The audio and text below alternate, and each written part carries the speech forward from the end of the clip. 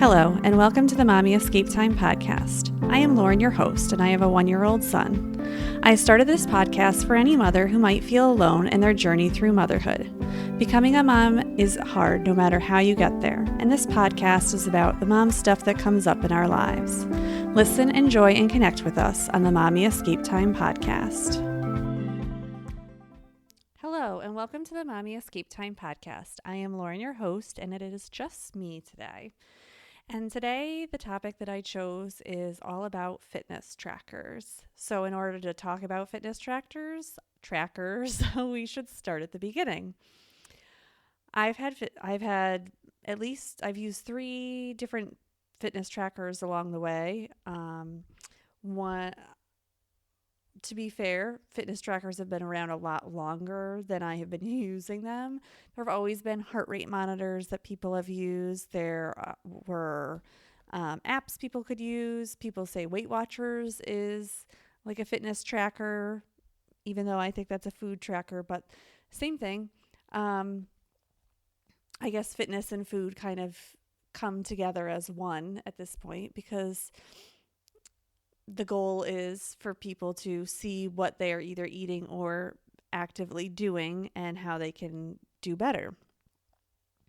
So I think, when the Fitbit came out, that was like a big thing. That seemed to be like one of those tools that a lot of people would use to start tracking their fitness. And there were different ones. There was just the pedometer that would track your steps, and then there were the watch-like ones that could track your steps and like a little more. They said they did some sort of fitness stuff, but I had one of the original Fitbits, and I don't think it did a very good job with that, but we'll get into that.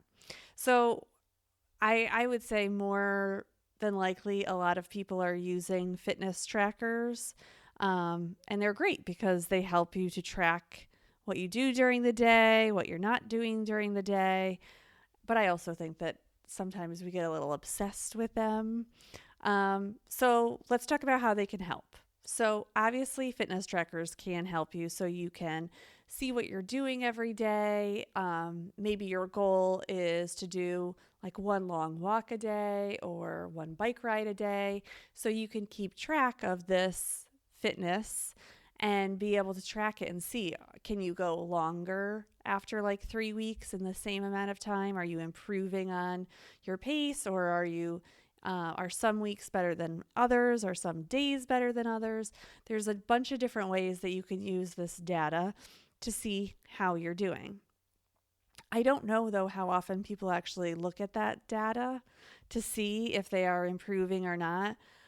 As a runner, I'm always kind of looking at it. I don't look at it as much as I used to because I'm never really training for an actual race, or I just don't care anymore about what my time is. My goal is just to finish. But sometimes when I start improving and I see that I'm improving, especially like now when I'm going like longer, I could go for a longer amount of time for running. I see that, and I see that I'm starting to improve, that I can go a little further in the same amount of time. I also do way better when I'm running with someone else and I don't have to push a stroller, but I think that's understandable for most people. So, but I really like it. I really like having that track that I can go back and see. I think what's really, I don't want to say it's hard for me sometimes, but sometimes it is hard for me to see where I used to be running wise and where I am now, because I'm nowhere close to where I was even when I was pregnant than where I am now, which is fine because, a broken leg apparently takes forever to heal. So, and in my case, it's going to take a long time. So I'm just grateful that I can run and I can walk, so I don't really put that type of pressure on myself that I have to go a certain pace. And also at the end of the day, it really doesn't matter. Like, who cares how fast I run? No one cares. No, I'm sure none of you out there are like, oh, she can only run this fast. No one cares. So running is a very singular sport, so it only matters to me what happens. And I don't have that sense that I need to run at a certain pace anymore. I also like fitness trackers because they're able to keep you accountable. You can kind of see how you're doing, kind of um, make sure that, okay, yes, I did get in my 3 workouts for the day, or yes, I did, I was able to get those walks in, or at work every day, I walk this amount. So when I get home, I need to walk this more before I go to sleep at night. And I've been able to come up with maybe some more, I don't want to say they're creative, they're just different ways. Because of living in New England, we can't be outside all the time. So I really do try and walk twice a day, like for an hour both times. So the goal is if I can't do that, what am I going to do? Our malls up here are open in the morning before the stores open, so I can go and do that. So that's one of the options that I do, and I do that pretty regularly. At night, when I do my like later walk, I tend to use that option more, even though the malls are obviously open at that point. But I like that. It gives me just something like different to look at and something for my son to look at. I try and leave my wallet in the car so I can't, or even at home, so I can't buy anything when I'm there, because that can also be a trick. I also go to like super Walmarts because they're humongous and it takes you like an hour to get through those stores if you walked up and down every single aisle. And again, you can leave your wallet in your car. Or what I do is I actually make a list for when I do go to Walmart or Target or any of those types of stores so that when it happens, then I have a purpose of going, not just going for walks. So that seems to help me too. And that way I can't like give up on my walk. I can't be like, oh, it's raining out, so I'm not going to go for a walk. Of course, yes, also I could come downstairs in our basement and walk on the treadmill, which I do sometimes do that also.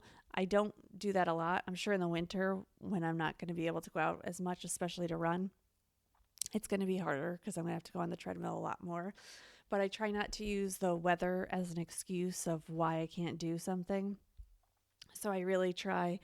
I use that fitness tracker like, okay, well, I actually did it on this rainy day. And I can make a note like, okay, on this rainy day, I actually did it.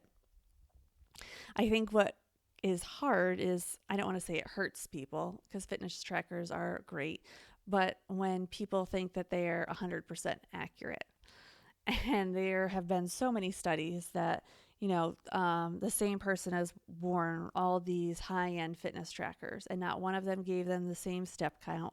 Not one of them gave them the same calorie mark. Not one of them gave them the same flights of stairs. I can't think of what else they track. Oh, your heart. I think I said heart rate already. Um, so I think that's very telling. It depends on what kind of device you have, and those are the results you're going to get. And they are tracking maybe very similar things, but I can't tell you how many times I have gotten my step goal while I'm standing still and not walking. It's actually happened the last 3 days. I have not been moving, and all of a sudden my watch gives me my step goal. So I was like, okay, well, I haven't been moving, and I was not moving for over like 2 or 3 minutes. So it's not like mine only cycles through every minute to give me accurate results. I have a Garmin Phoenix watch. It's definitely one of the most high end probably fitness trackers out there. And it's a watch that can go in the water. It's a watch that does obviously steps, running, swimming, biking, indoor biking, elliptical, all that type of stuff. And it's great. And I think it's somewhat accurate, but I don't really get hung up on the stats. I I remember everyone when they had Fitbits at the beginning, like people would be like, "Oh, my goal is 10,000 steps," and they'd be walking around upstairs and they're when it's time to go to bed to try and get to their 10,000 steps, which is great. I love that. But again, I don't know how accurate it is. So maybe you already made your 10,000 steps for the day, or maybe when your watch says it is, you only did really 8,000 steps that day. You're not really going to be counting your steps day by day. You're really relying on that watch and you're relying on that information.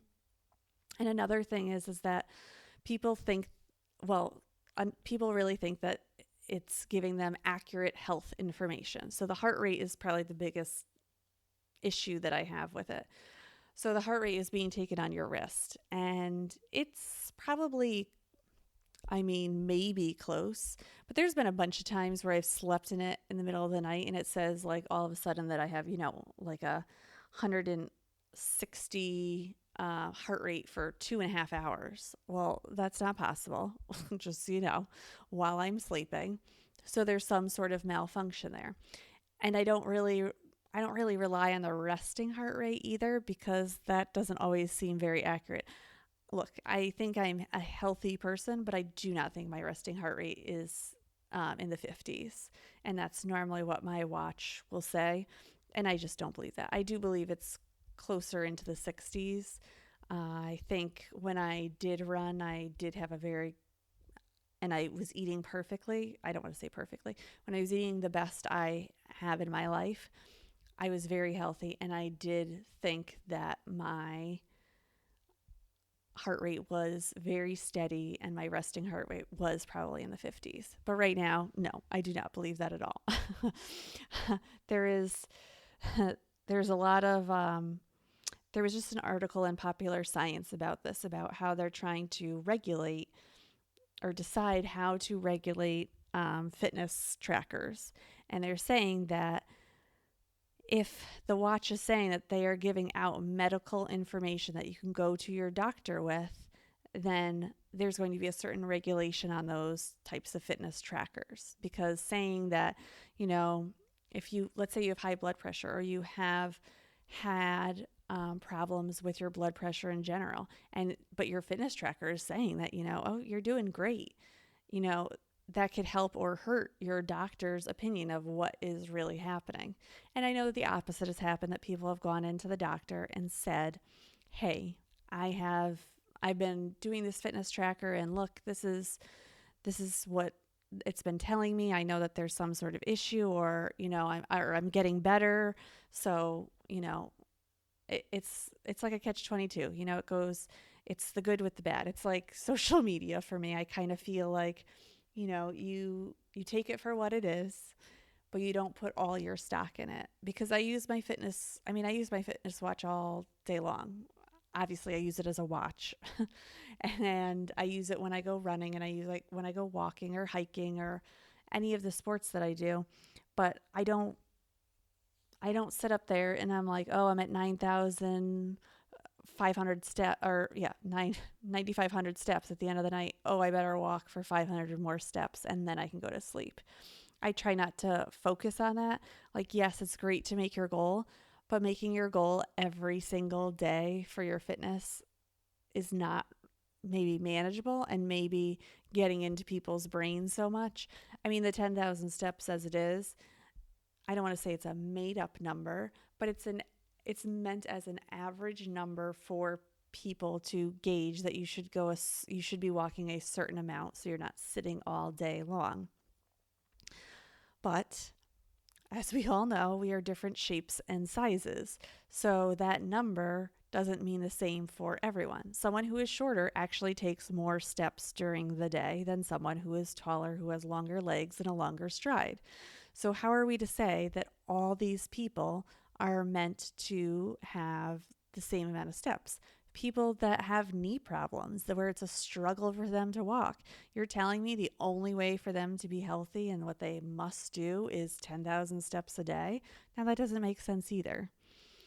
Um, so I think that, it's a gauge for the average of everyone out there, but it's not necessarily your norm, and you can change it. I don't know where this 10,000 came from.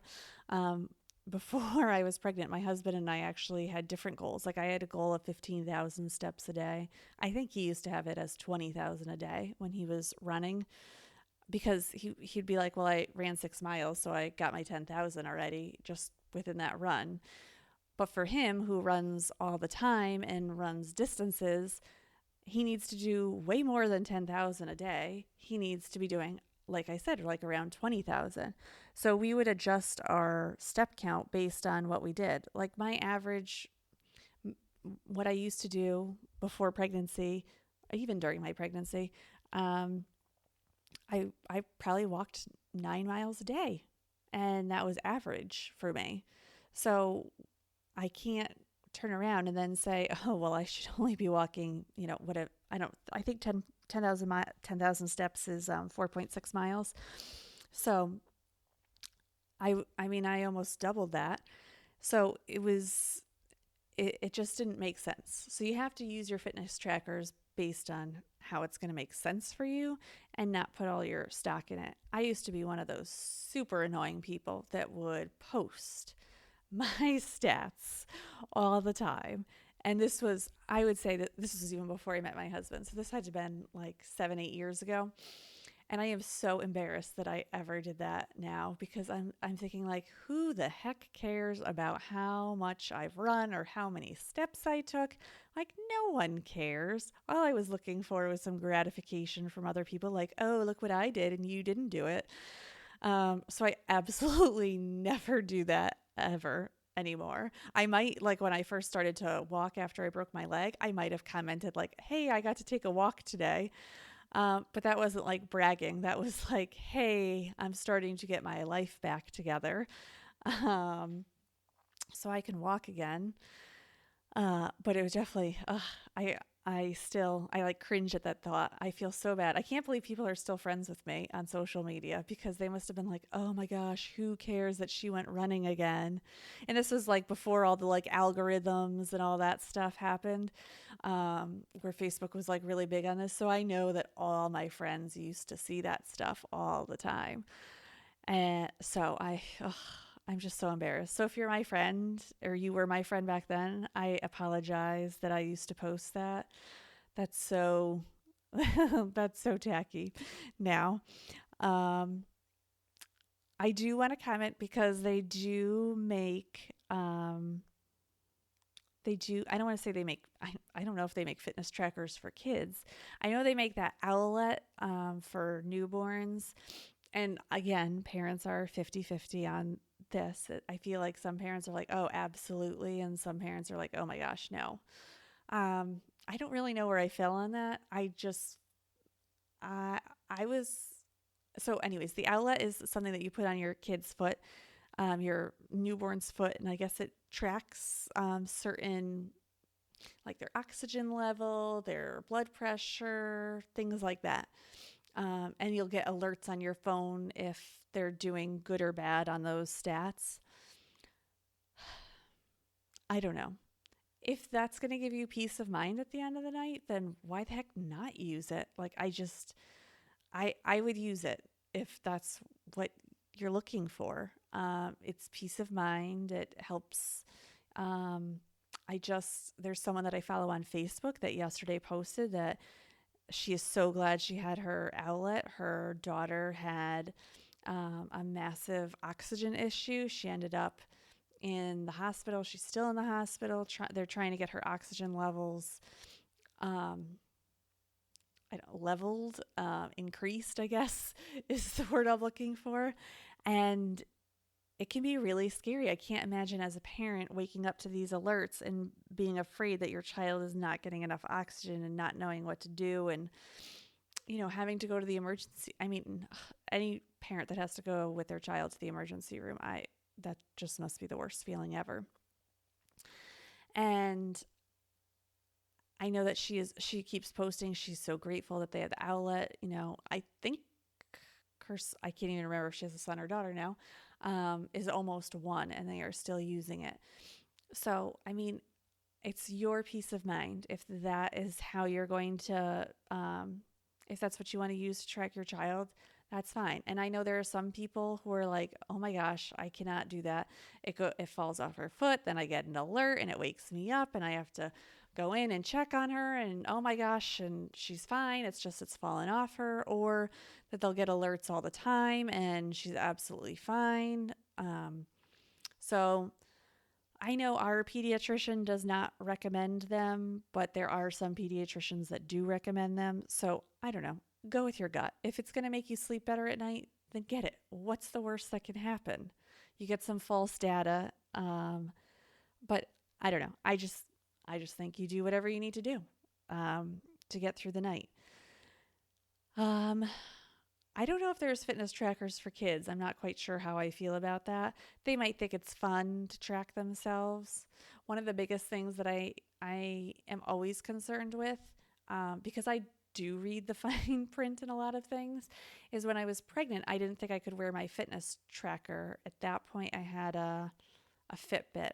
And I remember reading the fine print, and it said something about pregnant women shouldn't wear it. And I remember I didn't wear it for, I think, my first trimester and maybe part of my second trimester. And then because I was very concerned, I didn't understand what the problem was. I mean, I guess it's pretty much like, wearing a cell phone on your wrist at the same point because it contains a lot of the same stuff, a lot of the same harmful stuff, I should say. And when I talked to the doctor about it, she was like, "No, you can wear it. Why wouldn't you wear it?" And I kind of took it as, okay, so I guess I'm going to wear this fitness tracker. And I can't even say I like looked back at the data. What I did look back at was the weight, because I do have one of those scales that can track your weight through your fitness tracker. So I remember weighing myself. I didn't weigh myself a lot, but I do remember weighing myself when I was in labor on my way to the hospital. I remember weighing myself that morning because I wanted to know exactly how much I weighed, especially before my water broke, to make sure I had an accurate number of how many pounds I gained. And then I remember the day we came home, I don't want to say one of the first things I did, but one of the first few things I did when my son was asleep was I showered and I weighed myself. And I had lost like a ridiculous amount. I think it was like 15 pounds or something like that, maybe 20 pounds from when we had left for the hospital. Again, this is why I think it's one of the ways it can hurt you, is I was so obsessed with my weight. Like, who the heck cares? I just freaking had a baby, or I was just 40 weeks pregnant. So who cares about how much I weighed at that point? There was no turning back at that point. So, I actually have almost stopped weighing myself. If you've listened to previous episodes, I at the beginning of the school year, at the beginning of the 2019, one of my goals was to stop weighing myself because I was obsessively weighing myself all the time, trying to lose weight.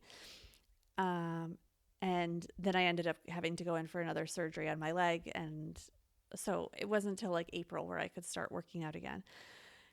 And it didn't matter. It didn't matter. My weight has not like shifted or changed. It's just I either gain the muscle or I lose the muscle based on what I'm doing. So I've really stopped weighing myself altogether, and I'm just, if I fit into my clothes, great. If I don't fit into my clothes, then I need to work on something. I just go with it that way. So even with this really expensive fitness tracker, I don't use it to its fullest potential. So that's pretty much all I have to say about fitness trackers. I'd love to hear how you guys use your fitness trackers and if you find that they help or if they don't help. And if, if you're done using them or if you think that using all the data from them has helped you stay on track. So that'll wrap up this episode. I hope you all have a good week and I'll talk to you next week. Bye.